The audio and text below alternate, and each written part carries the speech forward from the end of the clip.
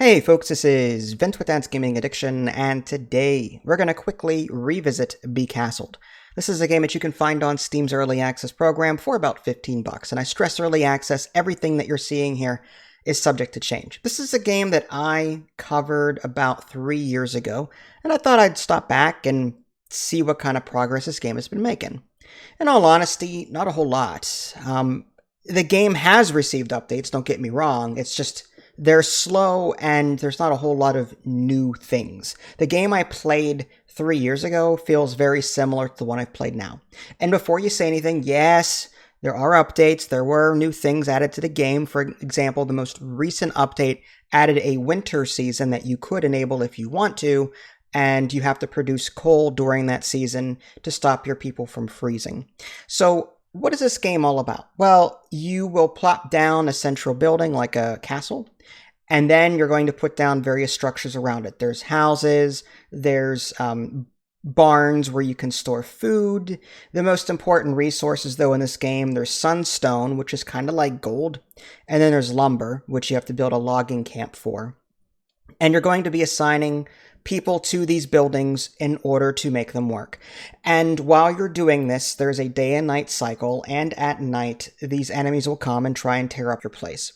That is the whole gameplay loop. The map is extremely small. You can choose between different layouts when you first set up your game. So you can do flat lands, you can do hills, but you can't actually preview the map before you actually play, which is, I think, a downfall. And I would also love custom maps. I would like to be able to customize my own maps. I want to at least be able to say, okay, I want at least 3 or 4 tiles capable of supporting farmland and so on. So I wanted to see more customization options. There is a tech tree in this game, and you're going to be spending resources to do that. The resource tree is not that big. If I had to just quickly guess, I'd have to say there's just under 50 or so, maybe like 30 to 50, something like that. And they unlock new things for you, new troops that you can use against these monsters attacking you at night. There's various housing buildings that help support your population and make them happy, because a low population happiness means that they just won't appear that quickly. Kind of like in the Anno series in Northgard, you kind of have to keep your people happy. But yeah, everything can be managed along the left side of the screen. There's like an assign workers button. Very easy. I love that. So that, you know, if you start getting really deep into it, you can quickly find out at a glance, okay, this building has no workers in it. This building only has 1 worker in it.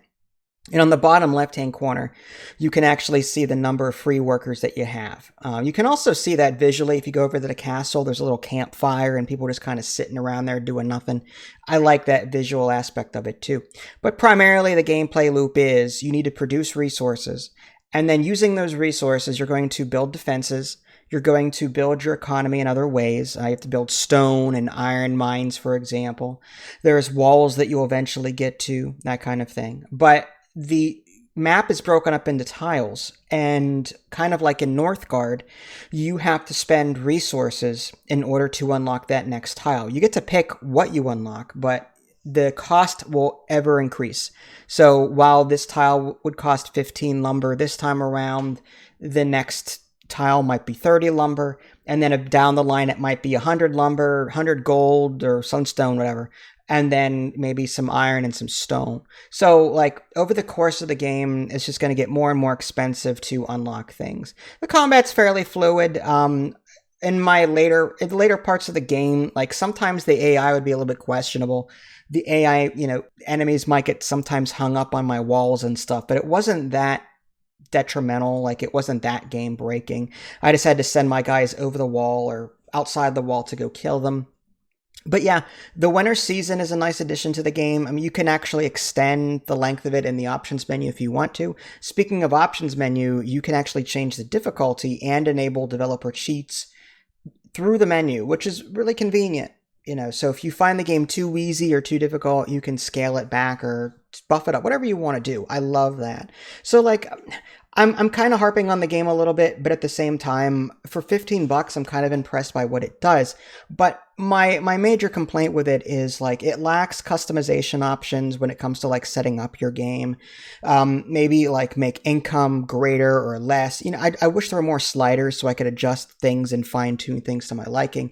And over 3 years, like I said, I expected to see more content than this. Once you play it and you get so far into it, at that point, it's just a town defense game that you're just kind of waiting to see when you die, that kind of thing. So like there's not a whole lot here.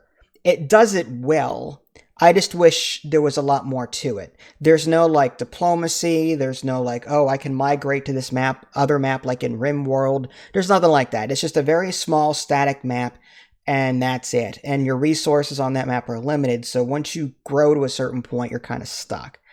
Yes, you can upgrade buildings and, you know, all that, but still, like, you're still very limited. So I would love to see more, I guess, for my 15 bucks is what I'm saying. I got a press key a while back, but still, for 15 bucks, I expected to be, I don't know, a bit more dazzled by a lot of cool features, but this is just as basic as it comes. It does it well, but it's just basic. So still, check out the game if this is the kind of game that suits you. It's just very casual, very light, and yeah, if you're in the mood for that kind of thing, then this might help you pass the time. Well, this is Vince. Thanks for watching. I'll catch you all next time. Take care.